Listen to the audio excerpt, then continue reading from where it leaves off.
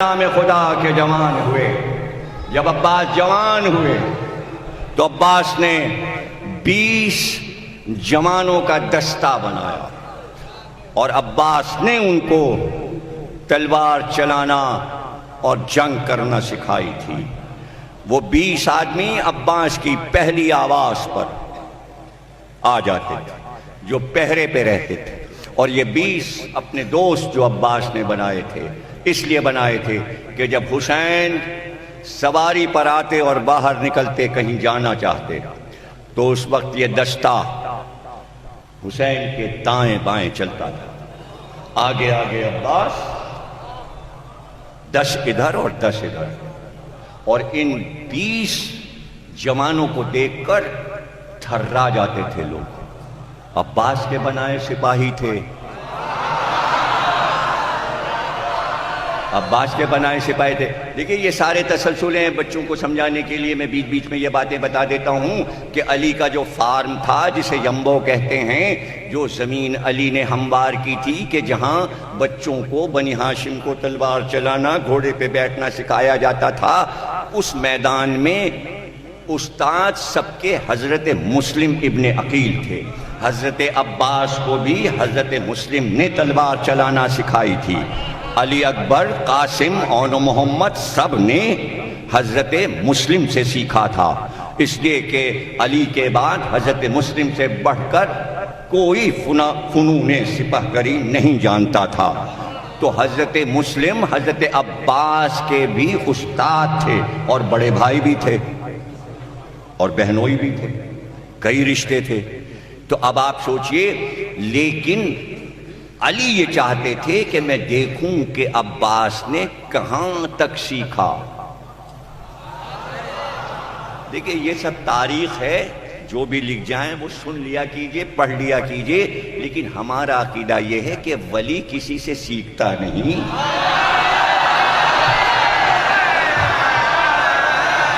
اسے کوئی چیز سیکھنے کی ضرورت نہیں ہے، لیکن یہ دنیا ہے تاکہ روب رہے. مسلم کا روب ہے، عباس کا روب ہے. دنیا نے دیکھا تو ضرورت نہیں ہے ولایت کو کہ آزمائش ہو اور امتحان ہو، لیکن دنیا والوں کو بتانے اور سمجھانے کے لیے کہ کمتر نہ سمجھ لینا.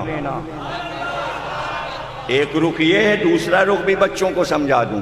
اس لیے تلواریں چمکیں اور شجاع بنائے جائیں کہ دنیا دیکھے کہ یہ تلوار چلانا سیکھ رہے ہیں، تاکہ دشمن تیاری کرے کہ ان سے مقابلہ کرنا ہے، اور اپنے آپ بھی بہادر بنائے تاکہ تاریخ یہ نہ لکھے بزدلوں سے لڑے تھے مار لیا.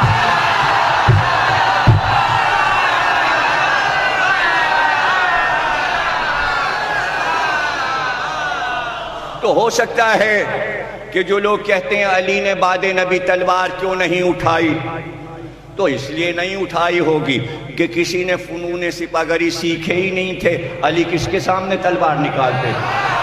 احد سے بھاگنے والوں سے.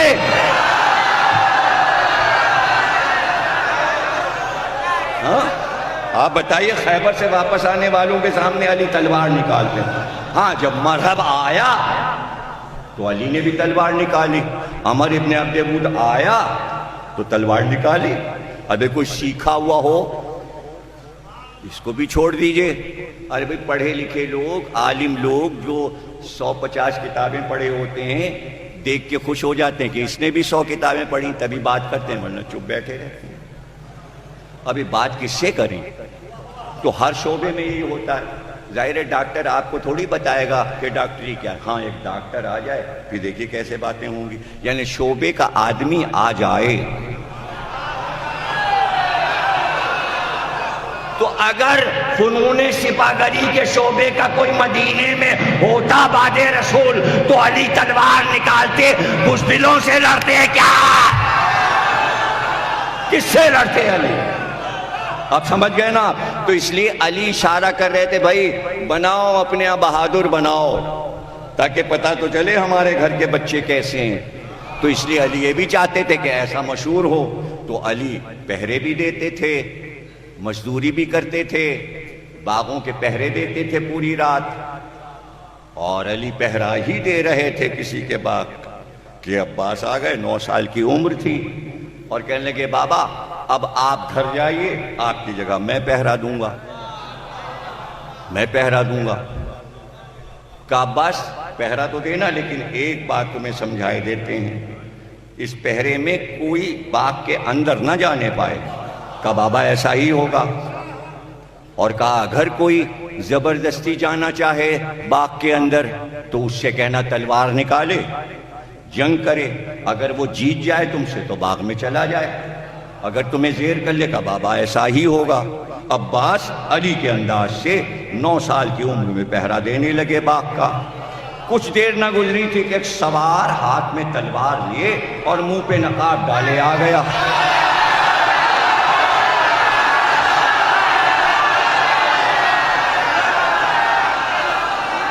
اور وہ سیدھا باغ کے دروازے کی طرف چلا۔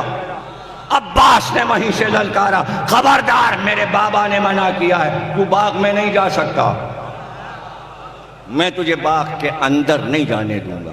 اب یہ وقت وہ تھا کہ یہ قاعدہ تھا عرب میں کہ راتوں کو جو سپاہی پیشہ لوگ تھے جو صبح کو لشکر میں جاتے تھے، ان کی بیویاں آٹا لے کر تنور پہ جاتی تھیں روٹیاں لگوانے، اور آدھی رات کو تنور روشن ہو جاتے تھے، روٹیاں لگوا کے تنور سے آتی تھیں، اس کو کھانا کھلا کے رخصت کر دیتی تھیں صبح کو۔ ایسی ہی ایک عورت گھر سے آٹا لے کے چلی تنور پر روٹیاں لگوانے، راستے میں یہ جگہ آ گئی جہاں باغ کے پاس 2 سوار نظر آئے۔ اس عورت نے یہ دیکھا کہ ایک سوار دروازے کے پاس باغ کے جا رہا ہے، دوسرا کہتا ہے اندر جانے کی شرط یہ ہے کہ تلوار نکال، مجھے زیر کر لے تو باغ میں چلا جا۔ فوراً اس نے اپنی تلوار بلند کی، عباس نے بھی اپنی تلوار اٹھائی، اور پھر تلوار چلنا شروع ہوئی۔ اس نے وار کیا، عباس نے وار کیا، اس نے وار کیا، عباس نے وار کیا۔ نہ وہ عباس کے وار کو زیر کر پا رہا، نہ عباس اس کے وار کو، برابر سے تلوار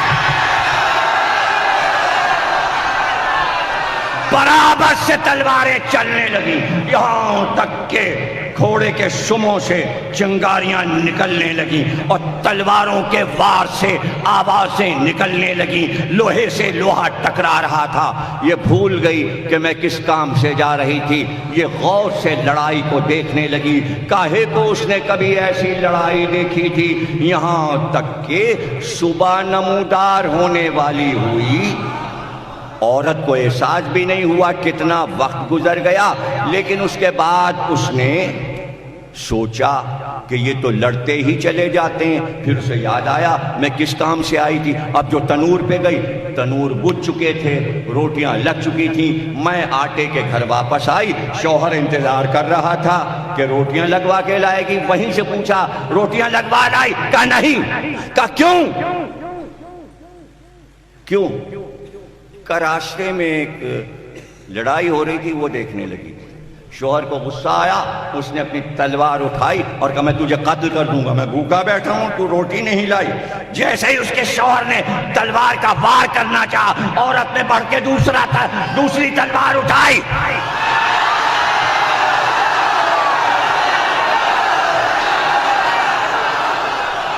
شوہر نے وار کیا، اس کی بیوی نے وار کو روکا، اس نے دوسرا وار کیا، ادھر سے اس نے دوسرا وار کیا۔ اب وہ وار کرتا ہے اور حجرے سے صحن تک دونوں لڑتے آ گئے اور بیوی کو زیر نہ کر سکا، تو تلوار پھینک کے کہا اے خدا کی بندی، یہ تو بتا کبھی گھر سے نہیں نکلی، یہ تلوار چلانا۔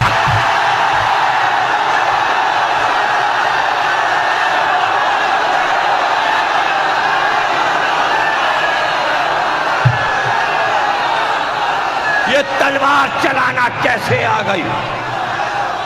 اس نے کہا میں کیا بتاؤں، میں نے ایسی جنگ دیکھی کبھی زندگی میں نے تلوار کے وار کے رخ نہیں دیکھے، اتنے غور سے دیکھا کہ خود بخود میرا ہاتھ تلوار پہ اٹھا، اور جیسے جیسے وار میری نگاہوں میں بچ گئے تھے میں ویسے ویسے تلوار چلاتی گئی، گویا مجھ کو فوراً آ گیا تلوار چلانا۔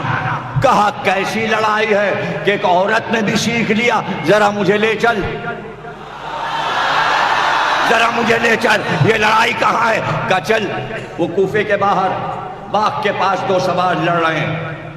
اب جو وہ آیا بیوی کے ساتھ تو دیکھا واقعی دو سوار آپس میں لڑ رہے ہیں، کئی گھنٹے لڑائی کو ہو گئے لیکن کوئی ایک دوسرے کو زیر نہیں کر سکا، یہاں تک کہ نماز کا وقت قریب آ گیا۔ ایک بار وہ سوار جس کے چہرے پر نقاب تھی اس نے نقاب ہٹائی اور کہا عباس بس میں علی ہوں۔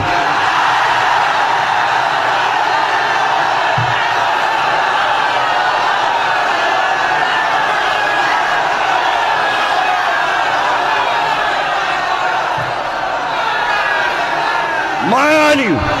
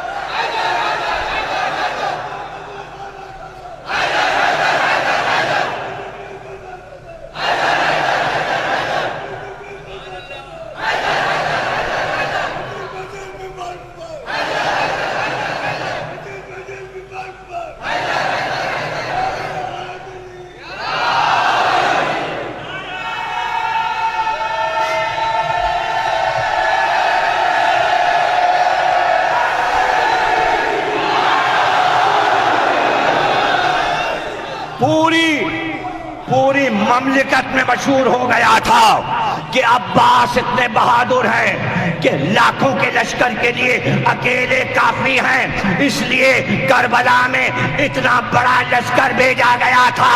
لوگ کہتے ہیں کہ 72 کے لیے 30 لاکھ کیوں بھیجے گئے، بار بار یہ لشکر کیوں آ رہے تھے؟ اس لیے کہ عرب کے بزدل یہ جانتے تھے کہ وہاں عباس ہیں۔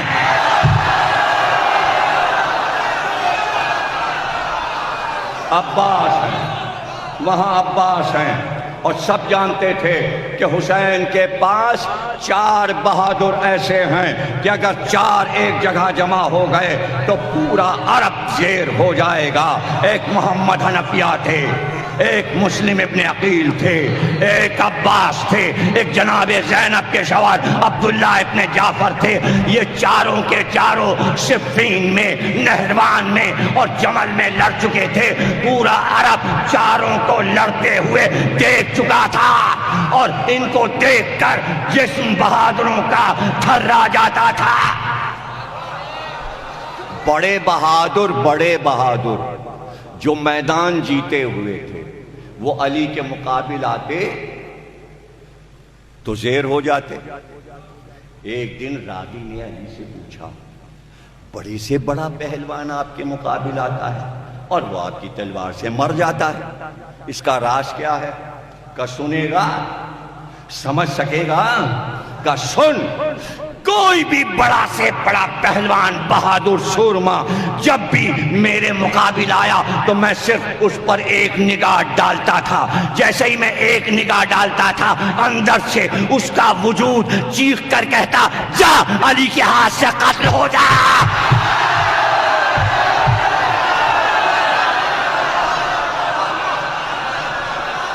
بس یہی تو عباس کی نگاہ میں طاقت تھی۔ کہاں سمجھانے کے لیے میرے پاس وقت ہے کہ 28 رجب سے عاشور کے دن تک کسی نے عباس کی طرف، چہرے کی طرف نہیں دیکھا کہ اگر نگاہ مل گئی